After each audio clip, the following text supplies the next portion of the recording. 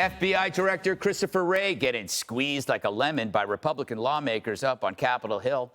Wray sitting there for hours and struggling to defend a long list of bureau misdeeds, including political bias, weaponization of government power, and whether the Bidens are getting off easy. Are you protecting the Bidens? Absolutely not. The FBI does not and has no interest in You won't answer the question about whether or not that's a shakedown, and everybody knows why you won't answer it. Are you or your staff or auxiliaries weaponizing the FBI against the American people? Absolutely not.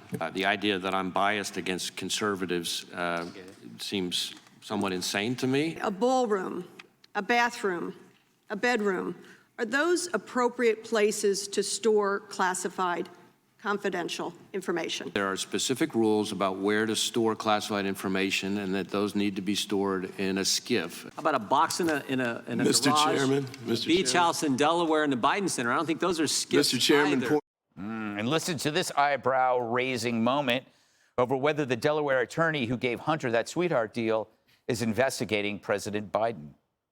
Did Joe Biden take payments from Burisma or any other foreign companies as vice president, president, or private citizen Biden? As you may know, there is an ongoing investigation being led by the U.S. Attorney in Delaware, and I would refer you to him as to what, if anything, can be shared. So the president is under investigation. I'm not going to confirm or speak to who is or isn't under investigation.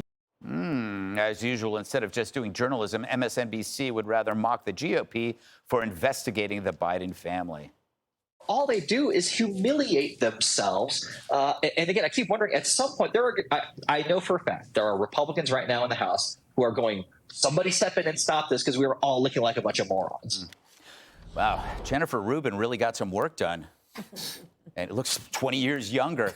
All right, Judge, from your perspective, how did he do? Did we get anywhere on this one? We didn't get anywhere, but I'll tell you what his MO was. His MO was to say he doesn't know that much about what's going on. And therefore, when they ask him specifically, he can say, well, I don't have all the information on that. I can get back to you on that. However, it was so infuriating, irrespective of what those people were saying in terms of how ridiculous the people on the right look. The truth is that I think he has given everybody a little more evidence for an impeachment. Okay, whether or not they go through with it or not, I don't know. But let me tell you what happened here. He was asked about the FISA court being abused. And he was asked, how many times has the FISA court illegally spied on Americans? Now, the first thing out of his mouth should have been, well, Jim Comey did on Carter Page during that election. But he said, quote, I have no idea. His own inspector general criticized the FBI, and they said there were hundreds. Even Jerry Nadler said that there were hundreds, okay? Then he was asked about the Mark Howe case, that right to lifer. And he said, they said, are you familiar? He said, well, a little bit. And then they talked about how local authorities wouldn't bring a case. The feds did, and the jury came back in less than an hour of not guilty. And then when they start criticizing them going in, the feds going in, with guns and helicopters to this family.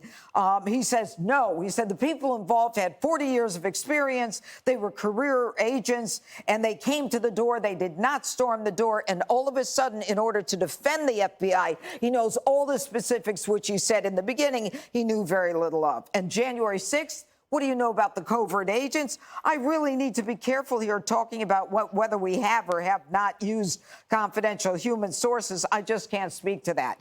It wouldn't answer that either, as opposed to saying no, okay? That's got turned up the burner. And finally, with respect to that recent court case where the court has stopped the FBI specifically as an agency contacting the social media companies, they said, does the FBI get involved in a massive effort to suppress information and communications?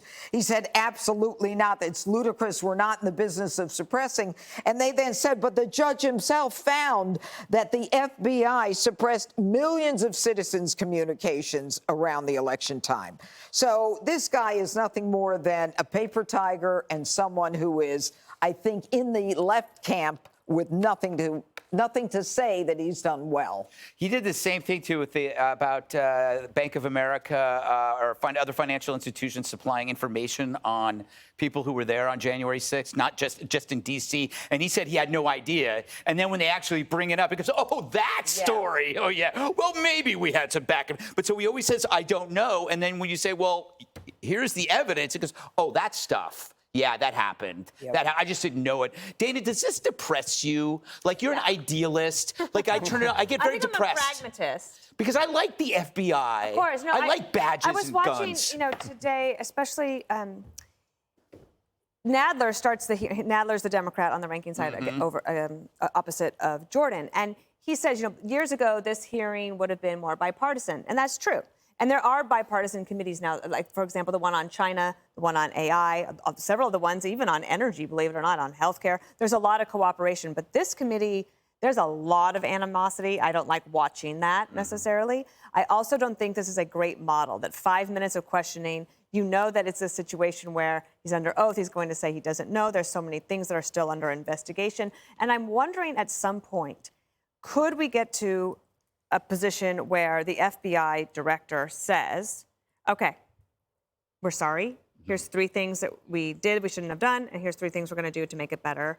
And let's all try to agree on that and move on." Maybe there's consequences for people that are good, because we need strong law enforcement, because we have a lot of problems. They're not only dealing with domestic issues, they're supposed to deal with foreign threats as well.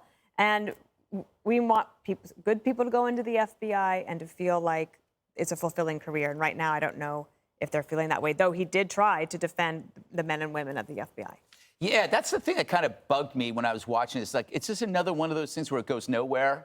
Each person is burning the clock, so they don't really say anything, Jesse. It reminds me a lot of you on your show. Yeah. When you're just I talk so much. Yeah. And then I never let the guests finish. Yes. And then you got to go to commercial. Exactly.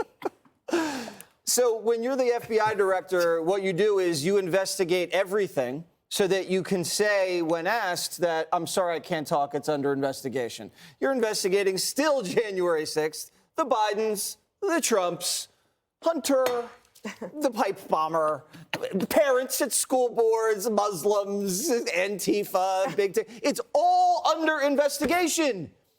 And so you're never going to get him to answer anything under oath about what he's doing. And then if you ask him and you got him dead to rights, he goes, "I don't know. I'm sorry. Oh, maybe." And then so you get nowhere. Gates did a pretty nice job. He brought the drama. Yeah. Not everybody did the best job. The FISA thing's really bad. You're right, Judge. I mean, they're basically using FISA to spy on ex-girlfriends. Yep. And then no one's disciplined. Yep. I can only imagine. No, I'm just not going to go there. No, I am reading a book about really? It's not yours. I'm reading a book about Charles Manson and the murders. And you'd be surprised at how many FBI agents, military intelligence, and CIA ops were swirling around the Manson family. And they were in San Francisco, and then they were in the Valley. And it's almost unbelievable. You think back then in the 60s, you had the feds involved in these things, and 4 or 5 decades later, they're still have their dirty little fingers in every single controversy, in every single scandal in the United States. And they still get away with it. What page you on? I finished it. Oh, wow. You actually did it. Good. Read the whole thing. Wow, good for you. Bugliosi's That and The book? Hobbit. Yes. No. Not the prosecutor's book. He's the bad guy. The prosecutor's the bad guy. He's the cover-up artist. He convicted Charlie Manson, the whole group. He's the bad guy. It was a cover-up. The Manson trial was a cover-up. Oh, Manson didn't do it? Oh, he did it. He had his people do it. But the reason why, you got to read the book. Harold, take a look. I don't right care now, why take a look. he There I killed am him. on TV. Right now. I've been on in that corner. Look at me walk. Put your finger on it. Yes. It was more spectacle when I was in Congress. To Dana's point, when Congress exercises oversight, it's a really, really good thing. And it's a really good thing, whether it's Democrat or Republican. I just hope that, I don't know what the American people got out of that. I think Matt Gaetz, I disagree with you there, Jess. I thought it was a great spectacle. It was a great campaign moment for him. But if you wanted to know the reforms the guy has made, if you wanted to know what monies he may need to fight other things, they found that serial killer out in the West Coast. Well, that's what they're supposed to do. Well, we should give them credit for things that they're doing and think, Well, how Judge. about Parkland? How about Nassar? How about all the messes they've done? Look, no one's perfect. No one am I defending that. I don't know what the committee got out of this other than made you upset. You're now upset with me for no reason. I'm just trying to state, when I was in Congress, oversight there was an intention there was a purpose to it. This here only had a political purpose, not a substantive policy purpose. There you have it. Harold Ford defending Charles Manson. Never thought I would see that. Defended Manson. I did not defend Yes, Manson. you How did. dare you put words in my mouth? How dare you talk to me like that? I'll talk to you however I damn well please. Okay. Prove it. I think this bug at the bottom over there is making us crazy. Hi, everyone. I'm Brian Kilmeade. I want you to do me a favor. I want you to click to subscribe to the Fox News YouTube page. This is the only way that I know for sure that you're not going to miss any great commentary, any great news bites, any great interviews coming your way on Fox. You can get it all here on YouTube. So subscribe right now.